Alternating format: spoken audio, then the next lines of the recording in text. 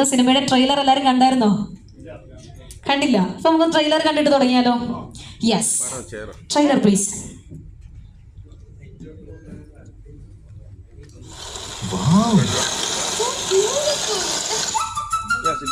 Amazing ആയിട്ടുണ്ടല്ലേ?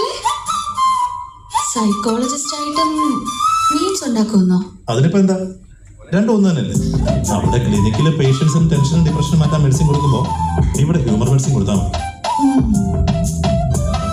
നിങ്ങളുടെ love story പറ. അന്ന് ഹൈസ്കൂളിലെ സെൻഡ് ഓഫ് ഡേ ആയിരുന്നു. Process for you, thank you, I love you. പക്ഷെ അപ്പൊ തന്നെ അവളെ റിജക്ട് ചെയ്തു. ഡിപ്രഷനിലായോ? ചാൻസേ ഇല്ല. ഹയർ സെക്കൻഡറിയിലെ നടന്നതേ വേറെ. I love you. അപ്പോഴേ ഓക്കെ പറഞ്ഞില്ലേ? ദൈവം എന്റെ തലയില് വേറെ എന്തുവായിരുന്നു വരച്ചത്. ഈ പ്രണയം എന്ന് പറയുന്ന ഒരു അട്ടയെ പോലെ അതിനാവശ്യമുള്ള പീരിയുടെ ചോര ഒളിക്കും, മതിയാകുമ്പോ കളഞ്ഞിട്ട് പോവുകയും ചെയ്യും. സൗപർണികയെ പോലൊരു പെണ്ണെ കിട്ടുവാണെങ്കിൽ സന്തോഷിച്ചല്ലേ? ഒരു പെണ്ണിന്റെ കഥ പറഞ്ഞ് മറ്റൊരുത്തി വളയ്ക്കാന്ന് പറഞ്ഞാൽ ഭയങ്കര കഷ്ടം.